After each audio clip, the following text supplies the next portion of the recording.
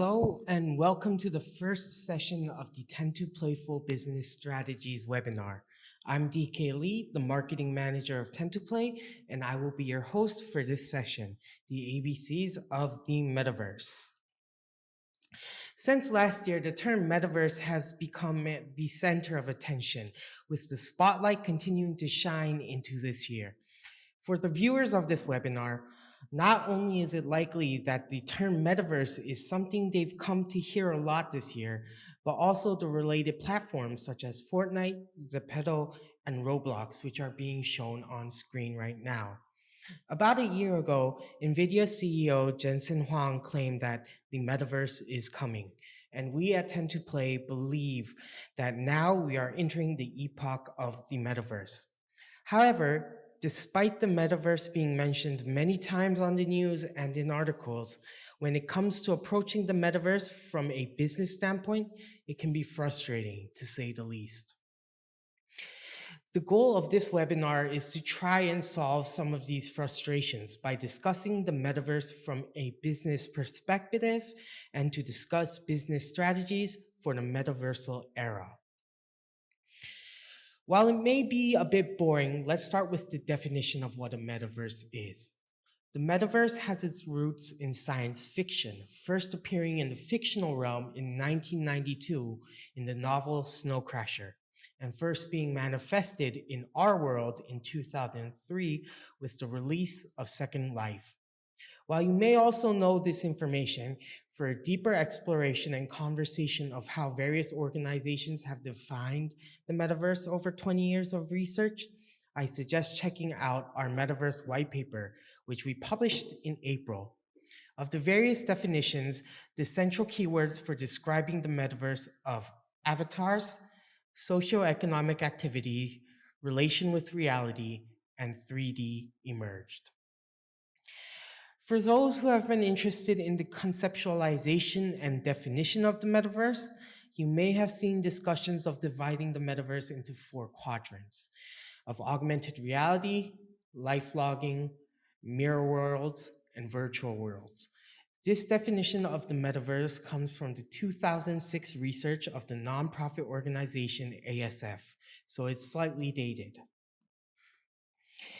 If we synthesize the definitions of the metaverse that have been made from previous research, at its widest definition, a metaverse is a digital space that users log into, and at its narrowest definition, a metaverse is a 3D digital world where users log into and are represented by avatars where they enjoy a freedom of activity. In the widest definition, websites such as Facebook or YouTube would be considered metaverse platforms, while in the narrowest definition, we would be more inclined to discuss platforms such as Zepeto or Fortnite, which have been at the center of recent discussions about the metaverse. As is the case in many terms with roots in the social sciences, the metaverse is not a concept that starts from a clearly defined definition, but rather a term that has evolved alongside the emergence of various technologies and services. As such, we as Tend2Play find it more useful to examine what characteristics are shared by the recent metaverse platforms, which are the center of everybody's discussions, rather than argue semantics about the width of the definition of what a metaverse is.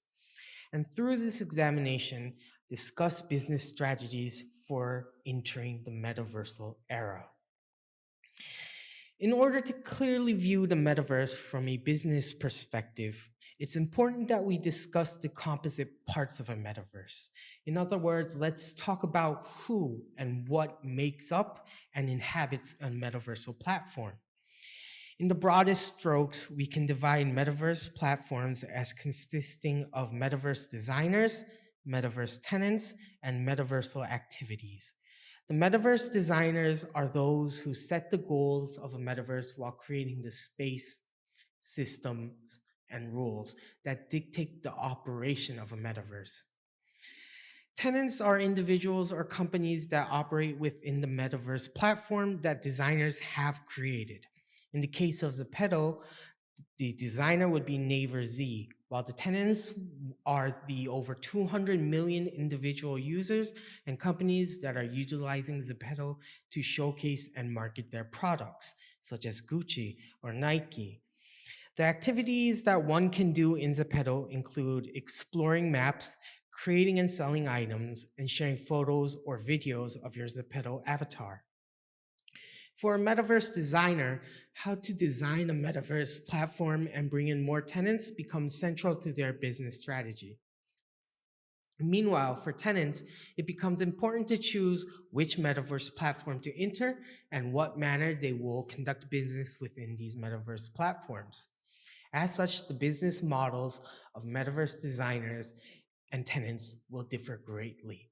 This is mainly due to the fact that for designers, the metaverse platform in and of itself is the company's service and platform. Meanwhile, for tenants, metaverse platforms are new channels to grow their business. Here's a map of the current landscape of the metaverse organized through two axes of independence from reality and freedom of activity. Of the metaverse platforms that are at the center of discourse right now, we see a high level of freedom of activity with a wide spectrum of independence from reality, having activities which are fairly independent from the physical world while also having activities that are not. In the case of Fortnite, as it started as a third person shooter, originally it was in category E. But as the designers Epic Games added a social space with the addition of the Party Royale mode, it increased the freedom of activity. Also, by hosting concerts by famous musicians such as Travis Scott and Ariana Grande, and hosting events such as Movie Night, where users could watch real world movies, Fortnite has also increased activity which are linked to real world events. Like Fortnite, we are starting to see other companies and services that are attempting to move from their original category into the category of metaverse platforms. In the case of Facebook, while the current marketing does not talk about the metaverse directly, they have been preparing a metaverse platform, Horizon, utilizing the VR headset, the Oculus Quest 2, to increase immersion.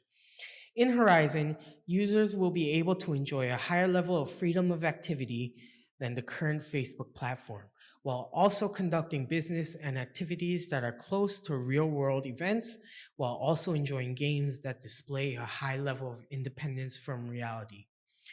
Big tech firms, with their presence in services that are closely tied to real life uses, such as Google, Apple, Kakao, and other companies, are also trying to maintain their positioning as frontrunners in the tech market in the metaversal era by increasing immersion and expanding the spectrum of activities that are possible. However, the metaverse platforms of today, even those within Category B, which have become the center of discourse surrounding the metaverse, are still in their infancies, and the fully fledged metaverse platform will be very different and at a higher stage of evolution than what is currently available.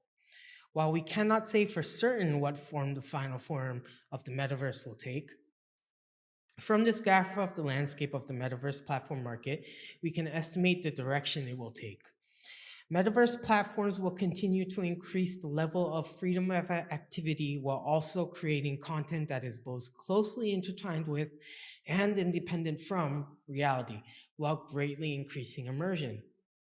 In other words, companies that are aiming to create metaverse platforms must keep these three aspects in mind when stepping into the role of a metaverse designer. Technologies such as blockchain and NFTs will act as the bridge between reality and the metaversal economies, further intertwining the metaverse with reality. Meanwhile, interface technologies such as VR and AR will become important in order to increase immersion. While their roots may be different, whether it be starting as a game like Fortnite and Roblox, or a social media service such as Facebook, or is explicitly designed to be a metaverse platform like Decentraland, the metaverse platforms of the future will have to evolve in a way which satisfies the three aspects discussed earlier. Is this If this evolution is successful, one day we might be able to experience the final form of a metaverse, similarly to the one shown in the movie Ready Player One. With many new companies, businesses, and platforms popping up, why is the metaverse getting so much attention right now? We can explain this from the perspective of expanding our universe. The first and primary stage for human activity was and is the physical world, which obviously continues to be important to this day. However, in the 1980s, the world of the web emerges. With commercialization of the internet in the 1990s, this universe of the web explodes in growth, with companies that utilize the web as a stage for activities, such as Google or Amazon, growing alongside it. Various activities such as searching for information, contacting one another, shopping, and learning moved from being exclusively within the physical realm to also existing on the internet. Then, in the 2010s, the world of the application emerges, coming from the commercialization and widespread rural sale of smartphones. With combination of the power of the internet and mobility, various businesses expanded into the mobile world. This kind of change has not only occurred in fields that were directly related to IT, but also across almost all of the various fields of business, such as finance, advertising, education, and so on and so forth. In the world of the application, Google and Apple, the owners of the mobile platforms Android and iOS, respectively, have greatly increased their influence. And the new world, which is starting to emerge in this new decade, is the metaverse. As a new place of business following the web and the app, the influence of the emergence of the metaverse will not be limited to one or a few fields of business, but rather will likely have a widespread impact, spanning across almost all fields of business. It is because of this reason that the metaverse is being so hotly discussed. While currently the front runners of the metaverse are platforms that started as games such as Fortnite or Roblox, it will be interesting to observe in the following 2 to 3 years whether the gaming industry will solidify their position into a hegemonic one, or whether big tech firms such as Facebook, Apple, Google, etc., will establish an ecosystem via the widespread commercialization of VR and AR technology and overthrow the current pioneers of the metaversal era. As such, the metaverse will become a new space of business for tenants and a chance for designers to jump into the realm of becoming a big tech firm. To be honest, for most companies, the possibility of becoming a metaverse designer will seem to be the better opportunity. One merely needs to look at the app ecosystem while creating or apps or services can be profitable, the profit levels of Google or Apple that dominate the ecosystem provide enough evidence for companies who look at the metaverse as a new opportunity. However, due to the possibility of massive amounts of profit, there will be a lot of competition for the dominant positions in the metaverse ecosystem. In the early stages of the application era, besides from Android and iOS, there was many other competition in the smartphone OS systems, such as Symbian or BlackBerry. But as competition became more ferocious, it solidified into the current situation where Google and Apple dominated. This system of two companies dominating came to be due to the network effect of the platforms, and we believe this will also be the case for the metaverse. So, while we we will now explain whether to become a designer or whether to become a tenant by looking at the map of the geography of the current metaverse market. So first off, we will be talking about category A, comprehensive platforms such as Google, Apple, Naver, or sorry, excuse me, Google, Apple, Naver, or Kakao. Um, I'm sorry. Sorry, there seems to be a little tech issue right now. Okay. Okay, sorry. Okay, we got that solved. All right, so this is the realm of big tech companies which have various services they provide and a large capacity for business and customers. These companies will most likely jump into the market as designers. We have also already discussed Category B as the current pioneering metaverse platforms. The most important tasks for these companies will be to establish other activities beyond the activities which acted as the seed of their emergence, such as games or social media, bringing in tenant businesses and expanding their user base beyond Generation Z, which is currently the vast majority of their users. In Category C are single surface platforms that are deeply intertwined with the real world. We're talking digital service companies that are active in fields such as finance, education, travel services, commerce, medical services, etc. For these companies, considering their technological, business, and customer capacities, we believe that it will be more efficient to position themselves as metaverse tenants rather than designers. And to be successful as a tenant in a metaverse, they will need to develop new customer experiences that can only be experienced within a metaverse platform. For example, financial institutions can create virtual teller booths in the metaverse platform that recreate the experience of talking to a bank teller rather than the colder experience of internet banking or mobile banking. However, just because a company is in Category C does not mean that the only option they have is to become a tenant. The Korean real estate agency platform Jikbang, creating their own metaverse platform, Metapolis, is a place of as a place of business is a good example of a company in Category C deciding to position themselves as a metaverse designer rather than a tenant. Category D is mainly comprised of social media companies or platforms such as Facebook or ByteDance's TikTok. These platforms, based on their massive user base, can position themselves as metaverse designers. That being said, smaller social media platforms may find it more efficient to merge with large metaverse platforms rather than create their own. The last category is Category E, which is the most difficult to clearly define a position for. Games, especially MMORPGs, have players represented by avatars, their own unique worlds, and allow for interactions between players, meaning that game developers are well positioned to become metaverse designers.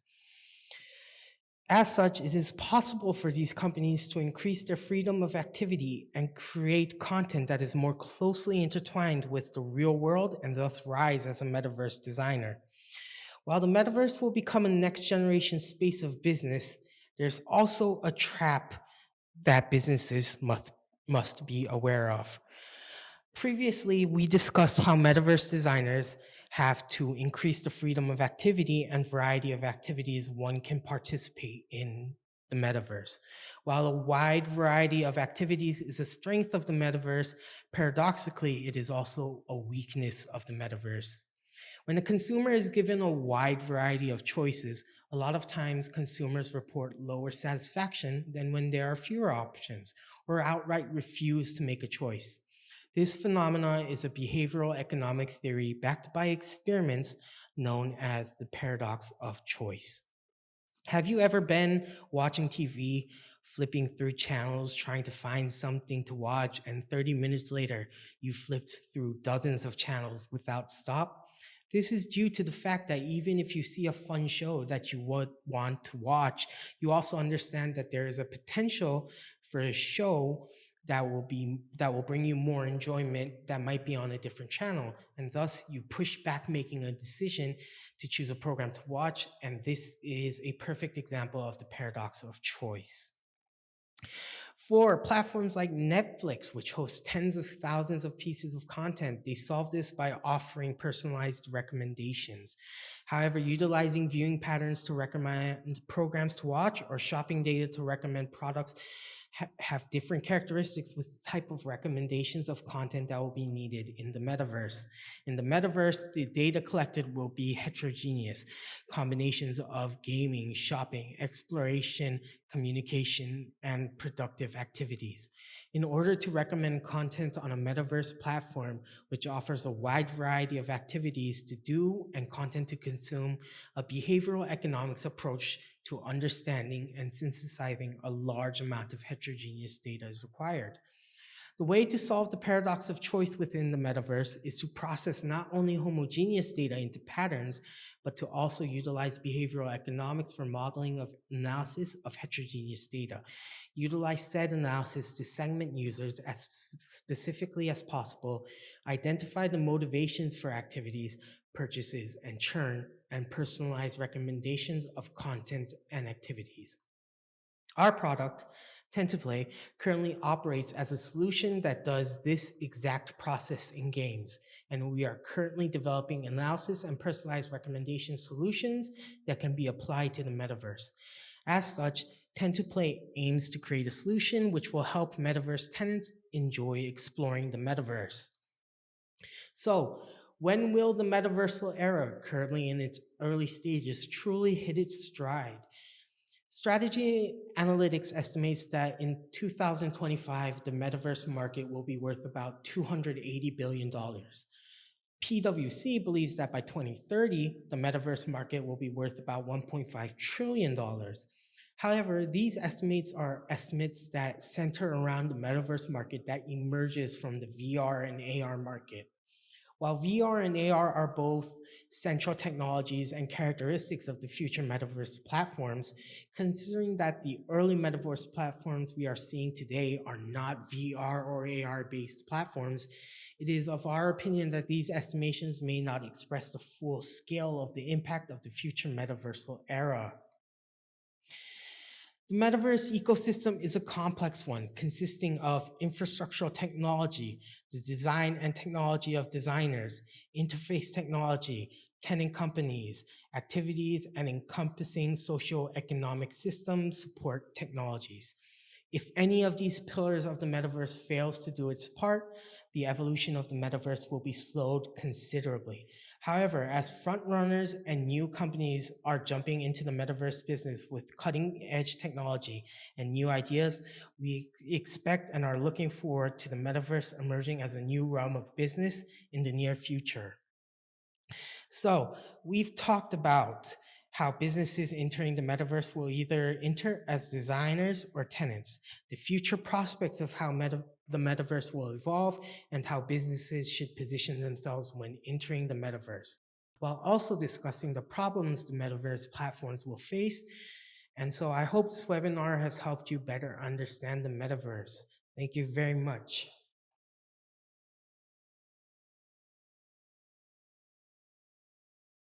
Hello, I know this is a serious question, but how do you think the ethical or legal issues can be solved in the metaverse? So this is a hot button topic among discussions about the metaverse. To look at a example from a different field, we can look at self-driving cars. While the technology for self-driving cars has improved greatly, there are still a lot of legal and financial issues which are not solved. For example, if a self-driving car is in an accident, is the driver responsible? Or how will insurance be billed and paid for when drivers are using self-driving cars? Um, Similarly, I think there are a lot of issues which will occur in the metaverse, whether it be discrimination or verbal abuse or so on and so forth. And I think that currently the first step is that uh, metaverse platform designers have to implement technology which can stop these sort of things happening in a preventative manner, but also as the metaverse grows in scale and also influence, we will start to see governments trying to regulate the metaverse. And I think that it's about how quickly governments will respond to the growth of the metaverse. Okay, thank you. So, and the second, This webinar is helping me a lot to organize my thoughts on the metaverse. Thanks. Which do you think is better for a game company aiming to become a designer or a tenant? Um, as we said earlier, game companies are in a very interesting position. They have the technology and also the characteristics of a metaverse. They have expertise with graphical engines that will be needed to create metaverses. They also have experience with allowing people to be represented by avatars, having their own world, and allowing for interactions. I think that for larger gaming companies, and especially larger games, specifically MMORPGs, they can aim to transition into a metaverse. But I think for smaller game companies, it will be better to become a tenant and think about how to provide new gaming experiences for gamers inside a metaverse. Okay, thank you. Third question. How should companies start to implement or enter a metaverse? I think this is a very difficult but also very fundamental and central question when we're talking about business strategies for the metaverse. I think that first you have to decide whether you are going to become a designer or a tenant. And once a company decides whether to become a designer or tenant, if they decide to become a designer, it becomes about to what goals are you going to set when you are designing your metaverse, and how are you going to bring in tenant businesses. If you decide to become a tenant, it becomes more central to think about how you are going to offer new experiences for your customers that haven't been possible before.